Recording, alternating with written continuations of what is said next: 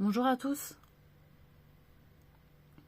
Alors, je souhaite réagir sur des croyances et j'observe beaucoup de choses au travers des séries que je regarde et des films. Et je comprends aussi, et ça me fait des rappels sur les blocages que moi j'ai pu rencontrer en termes de compréhension et de communication avec les personnes. C'est-à-dire que parfois on se retrouve malheureusement à pas se comprendre quand on se parle, et malgré le fait qu'on essaie de communiquer ensemble et de se mettre à peu près d'accord.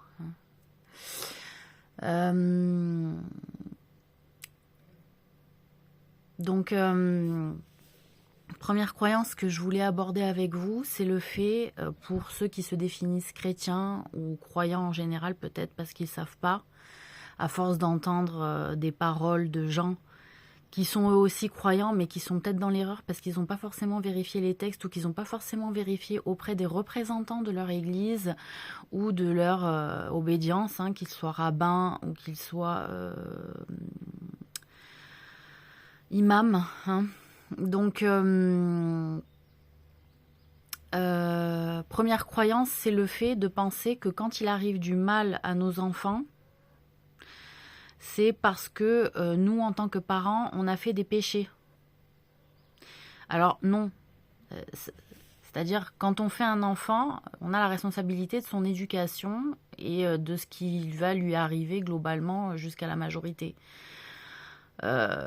Une fois qu'on a fait nos devoirs de parents, c'est-à-dire la sécurité, l'alimentaire, le vestimentaire, l'éducation, la scolarité, etc., qu'on a joué notre rôle de tuteur correctement et avec affection, puisqu'on est parents, et le parent a un devoir d'affection envers ses enfants, voilà.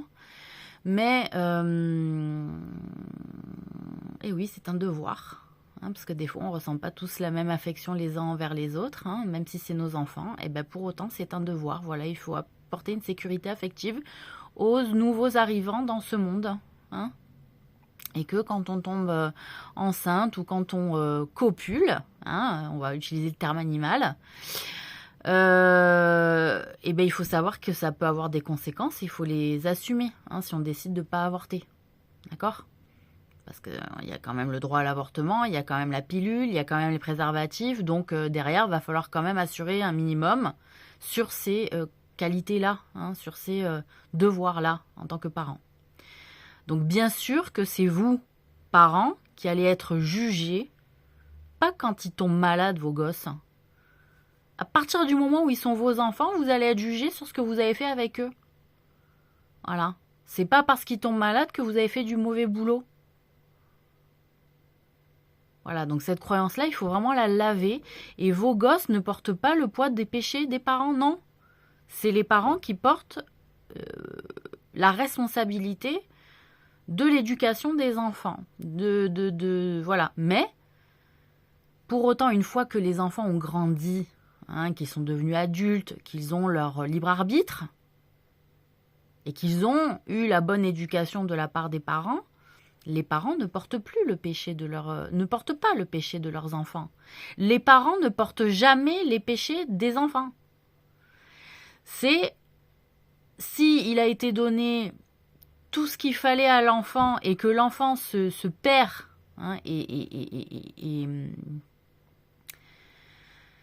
et continue dans une mauvaise voie sciemment, malgré les rappels, malgré les efforts, malgré les conseils, malgré le temps passé, etc., c'est qu'il y a un entêtement dans le mal. De fait, les parents sont dédouanés. Mais si les parents les ont éduqués à faire le mal, bien sûr qu'ils vont porter une part du poids des péchés des gosses. Mais c'est le parent. C'est pas l'enfant en tombant malade qui... L'enfant lave. Se lave de péché en tombant malade. La maladie, c'est un moyen de se laver de ses péchés, de se purifier. Donc, c'est pas tout le temps un mal qui arrive pour punir la maladie. Pas du tout. Ça peut être un mal qui arrive pour pousser la personne peut-être à se modifier, utiliser cette force de maladie pour se purifier, pour retrouver un nouvel état d'esprit, Il y a plein de choses. Ça peut être utilisé aussi pour se rendre meilleur. Voilà. Quand on a des maladies franchement compliquées qui remettent en question notre droit de vie sur Terre, c'est de lourds passages. Ce sont de lourds passages. Donc de remise en question, de travail sur soi, etc. Donc l'enfant malade ne porte pas le poids des péchés des parents. Les péchés, ce sont les parents qui portent les péchés de ce dont ils donnent à l'enfant ou ce dont ils ne donnent pas. Comme affection, comme vêtements, comme nourriture, etc. Pour autant, ça ne veut pas dire qu'il faut être laxiste dans l'éducation et qu'il faut tout leur donner pour pas être jugé. Trop en faire, vous allez être jugé. Pas assez en faire, vous allez être jugé. Donc c'est un dosage. Et il y a une intelligence à avoir quand on éduque des enfants. Voilà. Donc c'est un dosage de savoir ce qu'on donne pour pas pourrir l'enfant. Quand on a une plante et qu'on donne trop d'eau, elle meurt, elle moisit. Voilà, le gosse c'est pareil, son âme elle va moisir et son cœur va noircir, il va être pas bon. Si on donne pas assez d'eau, il va chercher l'eau ailleurs que chez nous. Voilà, donc si après on s'étonne que les gosses aillent ailleurs, ce qu'ils n'ont pas comme moyen de s'abreuver ou de se désaltérer à la maison, faut pas s'étonner. Parce qu'ils ont besoin de survivre et donc ils vont chercher une eau ailleurs. C'est comme les racines d'arbres qui vont chercher, qui vont faire des kilomètres pour pouvoir trouver une source d'eau. C'est le même principe. Voilà, moi j'aime bien toujours les métaphores avec le jardin parce que c'est là où on comprend le mieux. Donc premier gros point qu'il fallait faire là-dessus.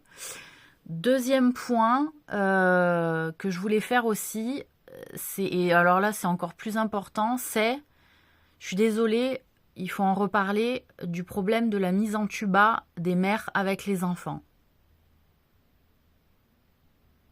Voilà, je vous le dis, le fait de se mettre en tuba avec tout un chacun, c'est un grave problème qui m'a porté préjudice. Et en me portant préjudice, ça a porté préjudice à beaucoup de monde.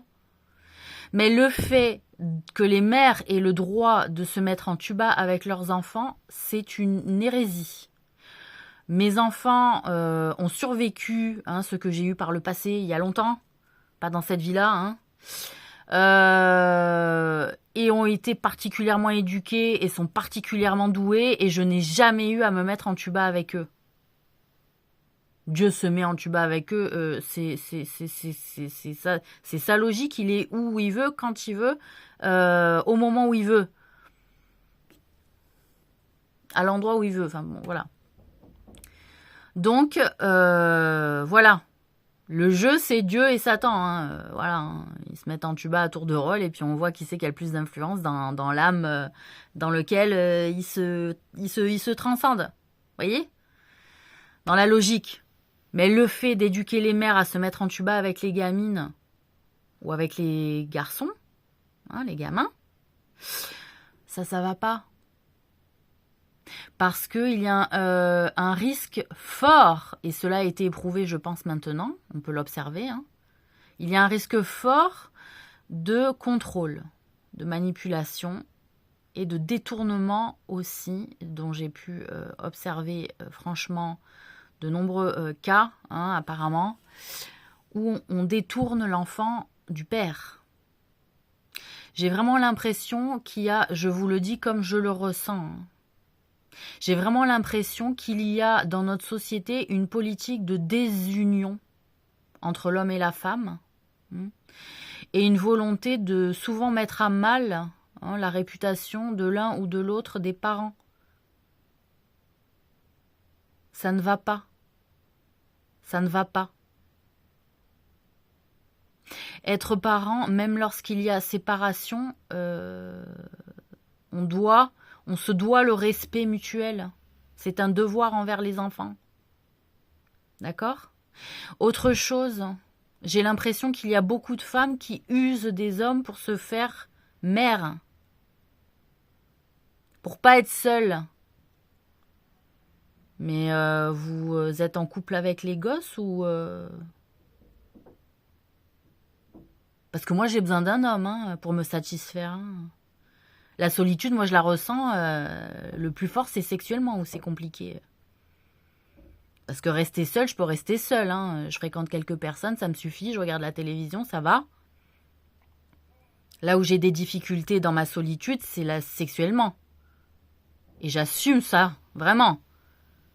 Donc qu'est-ce qui fait que les mères se satisfassent de cette manière, à pas fréquenter d'hommes et à se satisfaire que de la vie de mère isolée?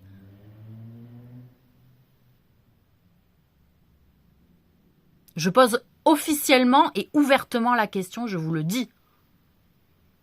Donc j'ai l'impression aussi qu'il y a une politique un petit peu au-delà de la désunion entre parents de père et de mère, parce que des fois c'est le père qui bave sur la mère, mais la mère qui rend difficile l'accès de droit de visite au père, qui rend difficile l'accès, le droit d'appel du père. J'aimerais qu'il y ait une égalité parfaite. Vous m'entendez? Parfaite. Entre l'homme et la femme à ce niveau-là. Parce qu'on ne peut pas se mettre tout le temps en avant en disant le droit des femmes, le droit des femmes. Le droit des femmes, le 3/4 des temps, il est largement respecté. Et quand on voit le droit parental, je dis, il n'y a pas d'égalité homme-femme dans le droit parental, la manière dont il est partagé. Le droit inaliénable à la mère, il faut que ce soit prouvé qu'elle n'attouche pas l'enfant. Puisque je vais parler de cette manière-là, où il y a beaucoup de mères qui attouchent leurs enfants.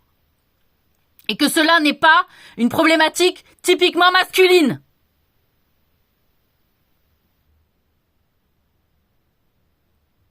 Voilà ce que je découvre. Aussi.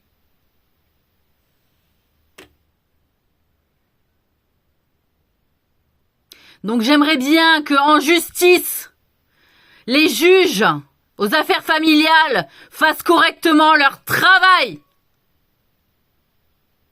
En ouvrant le droit de parole de part et d'autre des parties. Et que le dialogue soit vraiment ouvert. Vraiment.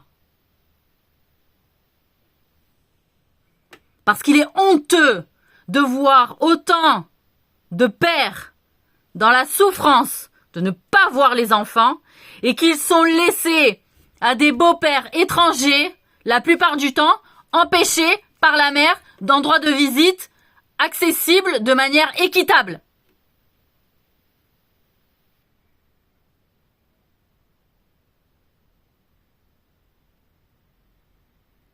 Et là, honte à vous les femmes qui sont encore en train de parler de féminisme sur certains points.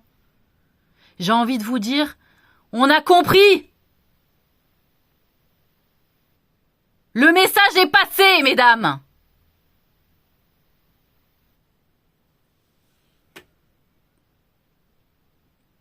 Vous ne pouvez pas vous prétendre de droit quand vous ne défendez pas la vérité. Le droit dépend de la vérité.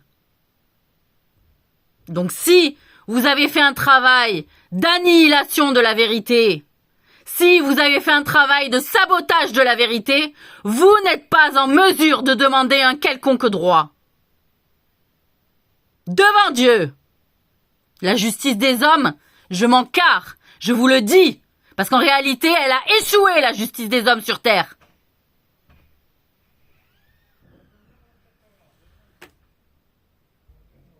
Voilà, elle a échoué. Pourquoi ? Parce qu'il y a de l'abus, parce que ça s'arrange, ça fait des petits arrangements entre amis.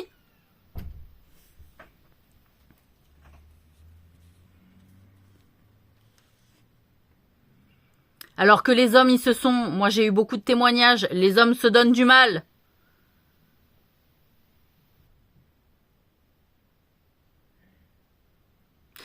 Il faut travailler. Il y a des femmes qui se retrouvent dans cette situation de parents isolés. Mais pour autant, elles aiment les hommes. C'est juste que le mari était défaillant. Cette situation existe. Mais qu'on me fasse pas croire que c'est sans cesse le père qui est défaillant dans l'histoire. Qui sont pas handicapés à ce point à chaque fois, non ? ils sont valides, non? Quand il s'agit de donner de l'argent? Quand il s'agit d'avoir des pensions alimentaires? Donc, entre le problème des attouchements, le problème aussi du tabou de l'homosexualité. Parce que moi, je veux bien des femmes qui défendent les droits des LGBT, mais qui, en apparence, se montrent toujours hétéros, alors qu'en réalité, elles sont bi ou homosexuelles. Et que ça fait des manières sur des problèmes d'apparence en société, vous voyez? Pour se faire accepter par les cercles religieux. D'accord? Moi, j'aimerais justement qu'on guérisse cet aspect religieux de, justement, voilà, l'homosexualité, elle est pas dénoncée comme réellement, enfin, vous savez, si l'homosexualité, elle est taboue ou si elle est remplacée au point de remplacer le modèle de la famille, c'est-à-dire le trio homme, femme, masculin, féminin, enfant. Moi, je vais vous dire ma pensée, voilà. On arrive à un stade où vraiment, oui, il va falloir accepter l'homosexualité, oui, il va falloir vraiment plus que la tolérer. Parce qu'en réalité, le monde a été tellement malade depuis des décennies et qu'il y a de manière sous-jacente l'idée que quand on est homosexuel, on est peut-être aussi pédophile. Eh bien, ça vient aussi d'un phénomène matriarcal. De la mère qui a besoin du fils, qui a besoin de la fille pour... Vous m'avez compris, hein? Parce que moi, je parle un chat. Parce que ça fait des siècles qu'elles ont des chattes trop grandes. Et que déjà, mon mari, il y a longtemps à l'époque, il m'avait dit, elle nous demande d'avoir les bites comme des aubergines. Et que ça leur fait mal en dernière instance. Mais ça, elles s'en foutent. Elles prennent leur petit pari pour pouvoir avoir leur coucherie pour être désénervées.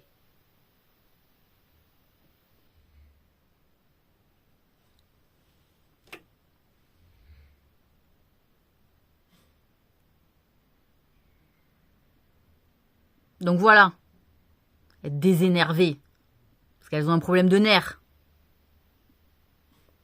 Donc il va falloir vraiment revoir tout ça dans la manière de peut-être légiférer les situations de père et de mère séparés. Et que le droit à la mère, je suis désolée, il n'est pas plus inaliénable que le droit du père. Pourquoi ?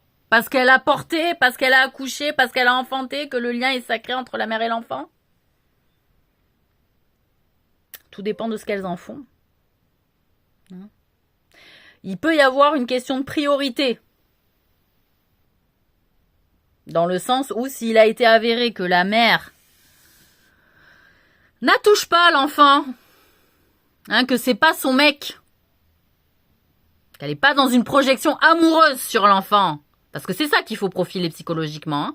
Est-ce que la mère, elle n'est pas dans un versant d'amour plus que maternel avec l'enfant gardé? Voilà, profitez-en pour profiler.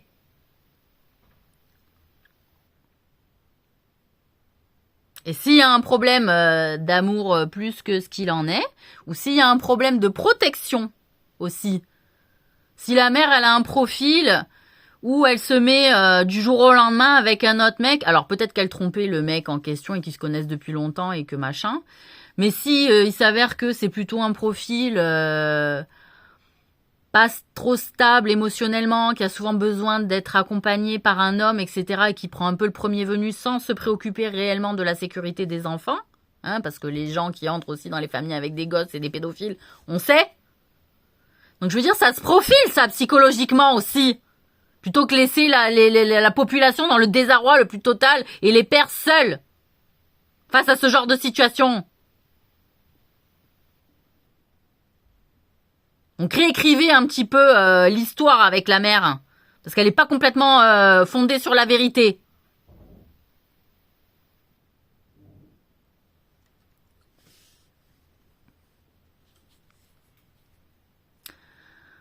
Donc, pour revenir sur la mise en tuba des mères, voilà, ça peut engendrer de la manipulation sur l'enfant, ok, mais de manière insidieuse.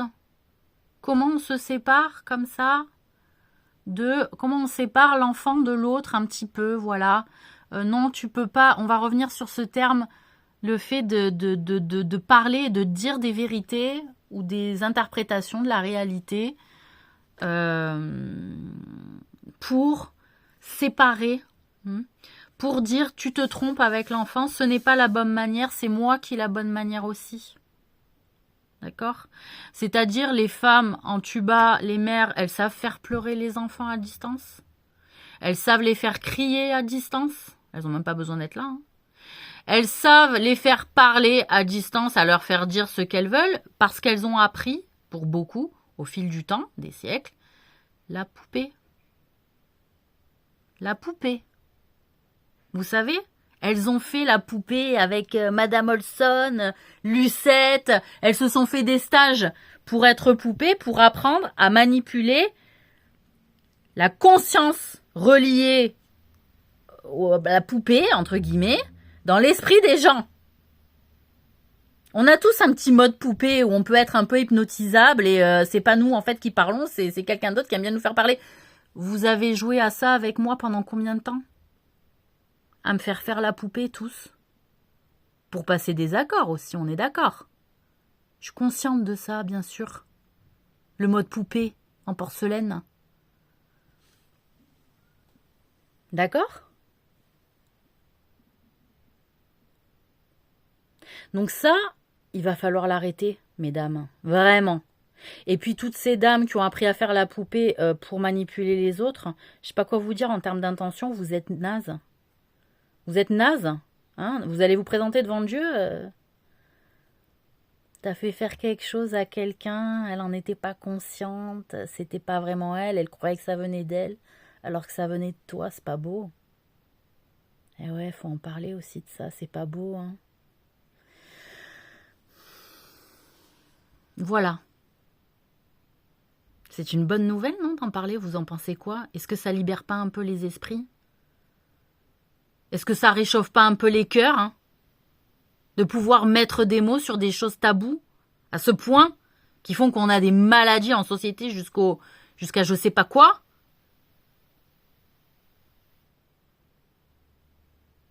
Voilà. Donc oui, elles savent faire ça, les bonnes femmes. Faire des cauchemars, faire chialer, faire ci, faire là. Elles savent faire beaucoup de choses en mode poupée, hein, les bonnes femmes. Et elles les apprennent après à d'autres. Voilà, mais après, c'est contre, hein, parce que les choses gratuites, il n'y a que moi qui les fais. Voilà. Le service gratuit, il n'y a que moi.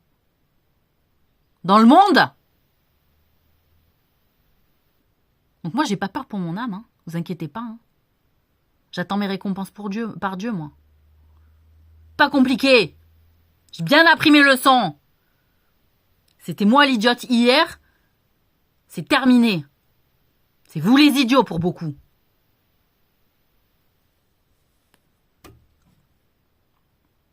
Donc il va y avoir une longue, je pense, parce que je vais réagir sur beaucoup de mentalités, parce que je pense que ça nous a tous fait souffrir, et il faut que ça libère aussi beaucoup de monde. Qu'il va falloir en parler de ces choses-là. Parce que c'est interdit, hein, au regard de Dieu. On vous a laissé faire, mais c'était des jeux de merde. Qu'on soit bien clair. Et c'était des jeux. C'est pas un système éternel. D'accord? Et ils ont perdu ces jeux-là.